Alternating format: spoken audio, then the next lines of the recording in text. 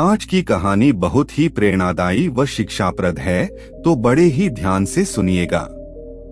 एक बार गौतम बुद्ध अपने संघ के साथ तालाब किनारे रुके। वहाँ एक लड़का अपनी माँ के साथ पानी भर रहा था। लड़के की नजर गौतम बुद्ध पर पड़ी तो उसने प्रणाम किया और उनसे पूछा, मैं जीवन में बहुत कुछ करना चाहता हूँ, लेकिन जब कुछ कर नहीं पाता तो समझ नहीं आता तो कैसे और क्या करना होगा। इसलिए मेरा प्रश्न है कि लक्ष्य को पूरा करने के लिए इंसान को कौन सी कठिनाइयों को पार करना पड़ता है। गौतम बुद्ध ने कहा, जब तक तुम लक्ष्य की ओर कदम नहीं बढ़ाओगे तब तक सफलता से जुड़ा हर प्रश्न, हर उत्तर अधूरा है। गौतम बुद्ध इतना कहकर वहां से चले गए। अगले दिन लड़का माँ के साथ फिर से पानी भरने आया। लड़के ने देखा कि तालाब में सारे कमल एक साथ खिले हुई है। लड़के ने तुरंत एक कमल तोड़ लिया और माँ को तालाब का हाल बताया। माँ ने कहा, बेमौसम सारे फूल खिल जाएं, ऐसी घटना मैंने पहले कभी नहीं सुनी। अवश्य ही गौतम बुद्ध के प्रभाव से खिले हैं। लड़के ने सोचा, अगर गौतम बुद्ध का ऐसा प्रभाव है तो मुझे उनसे एक बार मिलना चाहिए। शायद वे इन फूलों के द्वारा मुझे प्रेरणा दे रहे हों। ऐसा सोचकर लड़के ने गौतम बुद्ध से मिलने का मन बना लिया और एक सुंदर कमल तोड़कर उसे पानी के छोटे से मटके में रख लिया। उसके मन में तथागत की एक बात गूंज रही थी कि जब तक तुम कदम नहीं बढ़ाओगे तब तक हर प्रश्न, हर उत्तर अधूरा है। लड़के ने माँ से बोला, माँ, गौतम बुद्ध ज्यादा आगे नहीं निकले होंगे, मैं जल्दी जल्दी चलूंगा तो एक दिन में उन तक पहुँच जाऊंगा और फिर उनसे मिलकर 2 दिन में लौट आऊंगा। ऐसा कहकर लड़का सफर पर चल पड़ा और जल्दी जल्दी चलने लगा। प्रथम चिंता, कैसे होगा कैसे होगा। कुछ देर में लड़के ने अपना गांव पार कर लिया। थकने लगा, थोड़ा जोश कम हुआ तो उसकी चाल धीमी हो गई। लड़का चलते चलते जंगल के रास्ते पर आ गया। जंगल के पास पहुंचते ही लड़की को याद आया कि उसने पहले कभी जंगल पार नहीं किया है। लड़का सोचने लगा कि जंगल में खतरनाक जानवर होते हैं, अगर रास्ता भटक गया तो मैं क्या करूंगा। मैं फिर गौतम बुद्ध से 2 दिन दूर हो जाऊंगा और अगर वह ज्यादा आगे निकल गए तो मुझे बाकी रास्ते भी नहीं पता। इस तरह मैं उनसे कभी नहीं मिल पाऊंगा। लड़का ये सब खड़े होकर सोचने लगा। तभी लड़के की नजर एक घुड़सवार पर पड़ी।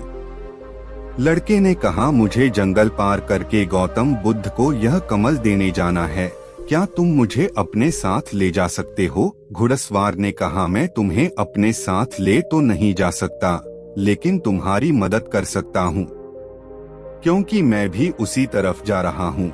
यह कमल मुझे दे दो, मैं गौतम बुद्ध तक पहुँचा दूंगा। घुड़सवार की बात सुनकर लड़का सोचने लगा, पता नहीं ये सफर मैं कैसे पूरा कर पाऊंगा।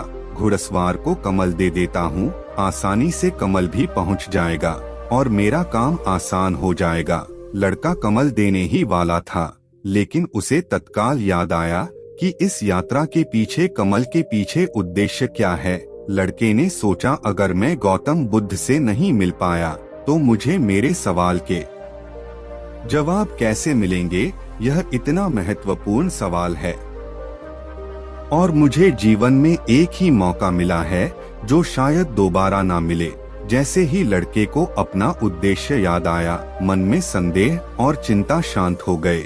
उसने घुड़सवार से कहा, मेरा गौतम बुद्ध से मिलना जरूरी है, आप कृपया मुझे जंगल से बाहर निकलने का रास्ता बता दें। लड़का रास्ता समझकर आगे चल पड़ा। यात्रा के पीछे उद्देश्य जानकर उसकी चाल में दोबारा तेजी आ गई। बीच बीच में उसके मन में आता, अगर मैं शाम के समय जंगल में फंस गया तो क्या होगा, मैं तथागत तक कैसे पहुंच पाऊंगा। अगर ना मिल पाया तो मैं बेकार में ही यात्रा पर चल पड़ा, मुझे तो वापस लौट जाना चाहिए।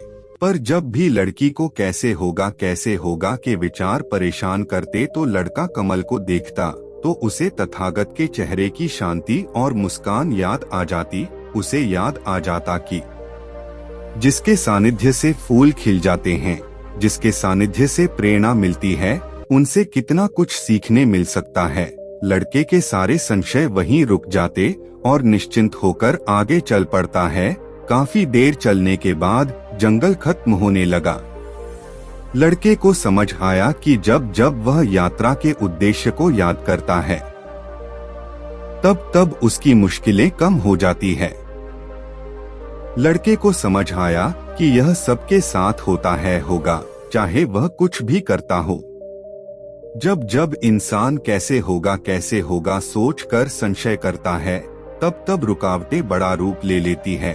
उसने खुद को याद दिलाया कि उद्देश्य याद रखना और छोटे छोटे कदम बढ़ाते जाना कितना जरूरी है। फिर उस लड़के ने चिंता छोड़ दी और सफर में सावधानी से चलने लगा। दूसरी समस्या, मन बार बार मर्जी की तरफ भागता है। लड़का चलते चलते काफी थक गया था। दोपहर होने तक लड़के ने जंगल पार किया। थोड़ा आगे चला तो आलीशान कोठी दिखाई दी। वहीं एक सुंदर लड़की घूम रही थी। लड़का उसके पास गया और पानी मांगा। फिर गौतम बुद्ध के बारे में पूछा। लड़की ने कहा, 2 दिन पहले ही बहुत सारे सन्यासी जैसे लोग यहाँ से गुजरे हैं, पर तुम गौतम बुद्ध के पास क्यों जा रहे हो? लड़के ने कहा, मैं गौतम बुद्ध से मिलना चाहता हूँ, उनसे कुछ सवाल पूछना चाहता हूँ। लड़की को लड़का पसंद आ गया था, इसलिए वह लड़की को रोकना चाह रही थी।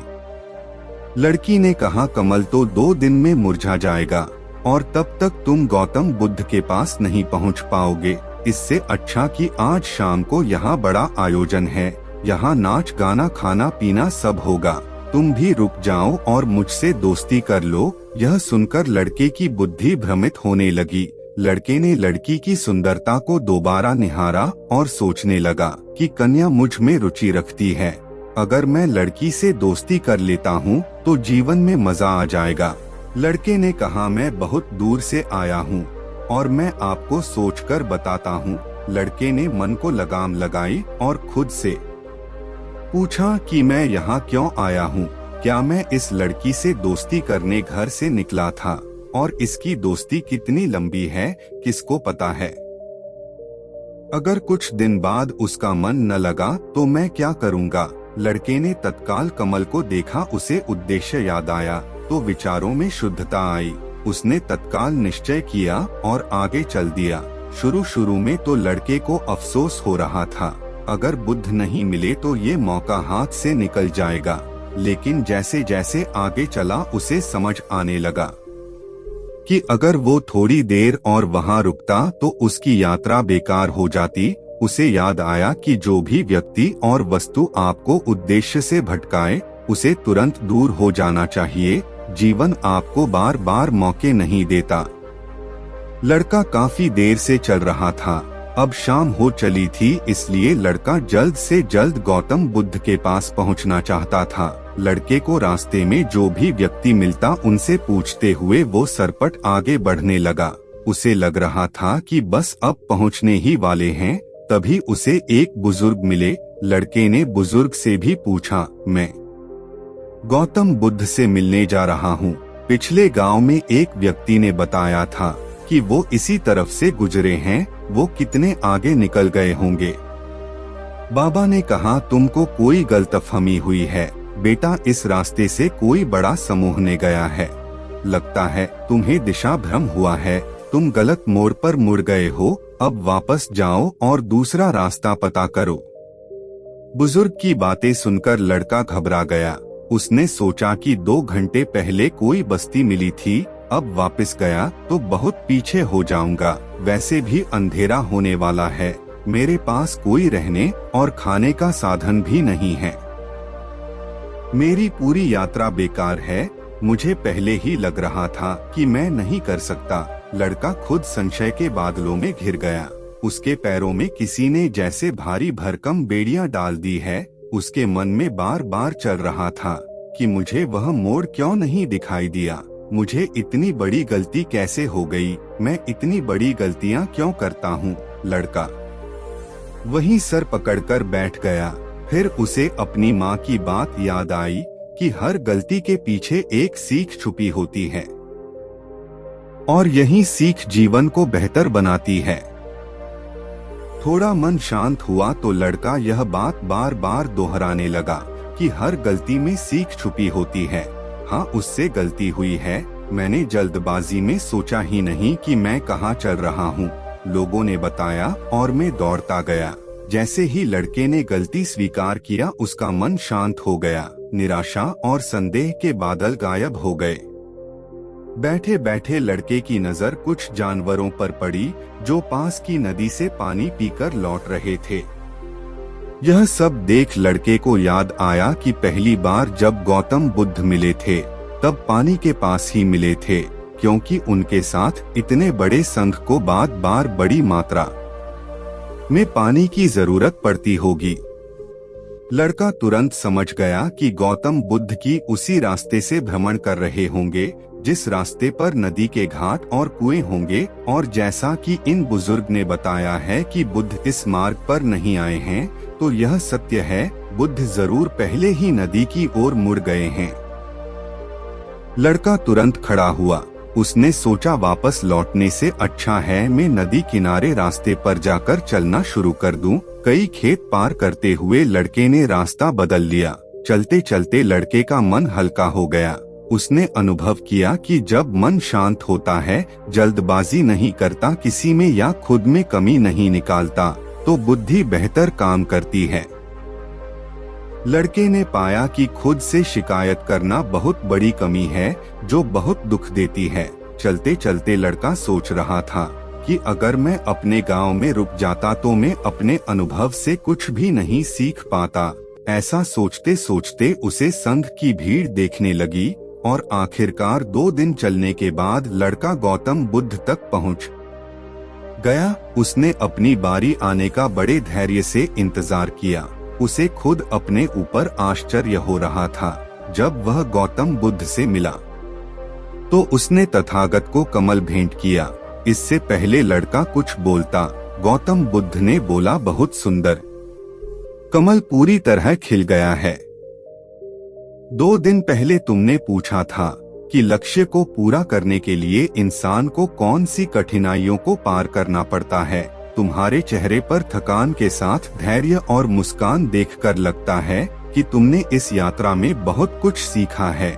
लड़के ने पूरी यात्रा संक्षिप्त में बताई। गौतम बुद्ध ने कहा, तुम्हारी यात्रा में 4 कीमती सीख छिपे हुए हैं। पहली, बिना कोशिश के कुछ भी संभव नहीं। जब इंसान किसी लक्ष्य के लिए उस रास्ते पर चलता है तब सबसे पहले वह अपने अनुभव से सीखता है। जब धीरे धीरे उसका विवेक जागृत होता है, बुद्धि तीक्ष्ण होती है, तब वो दूसरों के अनुभव और गलतियों से भी सीख सकता है। जीवन में सफलता का ऐसे सीखने के लिए सबसे पहले उस रास्ते पर चलना पड़ता है। आगे तथागत ने कहा, जब हम आगे बढ़ते हैं तो 3 दिक्कतें आती हैं और इनका निवारण करने के लिए तुमने तीनों बातें सीख ली हैं। पहला, उद्देश्य की पहचान और इसके प्रति समर्पण करो। जैसे ही तुमने जाना कि फूल देने के पीछे इस यात्रा का एक उद्देश्य है, तो तुम्हारी संशय खत्म हो गए। इसके बाद जब भी तुम फूल को देखते तो तुम्हें उद्देश्य याद आ जाता। गौतम बुद्ध ने कहा, तुमने स्वयं अनुभव से जान लिया है कि सब कुछ तुम्हारे अंदर से प्रकट हो रहा है। लड़का ध्यान से सुनता रहा। गौतम बुद्ध ने कहा, तुम्हारे मन के तार और संशय कैसे होगा से बाहर निकल गया, अन्यथा यह संशय का बड़ा रूप ले लेते। जब तुम इनसे ध्यान हटाकर उद्देश्य पर आते हो तो सारी रुकावटों का स्वरूप बहुत छोटा हो जाता है। शुरुआत में किसी को पता नहीं होता कि वे सफल क्यों होना चाहते हैं, जो कुछ करना चाहते हैं, इसलिए यह परेशानियां बड़ा रूप ले लेती हैं। लेकिन जब तुम चलना शुरू करते हो, जैसे जैसे तुम उद्देश्य के प्रति समर्पित होते जाते हो, वैसे वैसे चलते जाना आसान होता है। दूसरी सीख है, संशय मन को भ्रमित होने से बचाव और बड़ी उद्देश्य पर लगाओ। गौतम बुद्ध कहते हैं कि असली शक्ति इच्छाओं को पूरा करने में नहीं बल्कि इनको मिटाने में है। गौतम बुद्ध ने कहा कि जीवन में अपनी पीछे की नाकामयाबियों को जानते हुए भी सही कामना करना, अपने उद्देश्य के प्रति ईमानदार रहना, छोटे मोटे उद्देश्यों के पीछे लोग जरूरी कदम टालते रहते हैं और जीवन में कई कीमती कामों को खो देते हैं। अगर तुम उस युवती के आकर्षण में रुक जाते तो तुम्हारी यात्रा कभी पूरी नहीं होती। इसलिए जैसे इस यात्रा के दौरान तुमने फूल हमेशा अपने सामने रखा, वैसे ही उद्देश्य हमेशा हमारे सामने होना चाहिए। इससे हमें निर्णय लेने में आसानी होती है। तीसरी सीख, उद्देश्य के प्रति सचेत रहें, अन्यथा यह खतरनाक हो सकता है। गौतम बुद्ध कहते हैं कि खुद पर शक करने की आदत से ज्यादा खतरनाक कुछ भी नहीं, क्योंकि जितना नुकसान आपके विचार आपको पहुंचाते हैं, उतना कोई और नहीं पहुंचा सकता।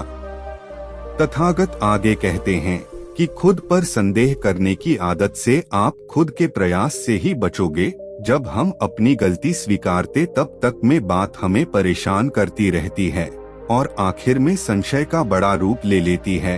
जब भी आपको लगे कि मुझसे गलती क्यों हुई, मैं इतना नादान या कमजोर क्यों हूँ, अगर मैं इतना नादान या कमजोर हूँ तो आगे क्या करूँगा, तो सबसे पहले खुद को याद दिलाओ कि हर गलती में सी छुपी हुई है।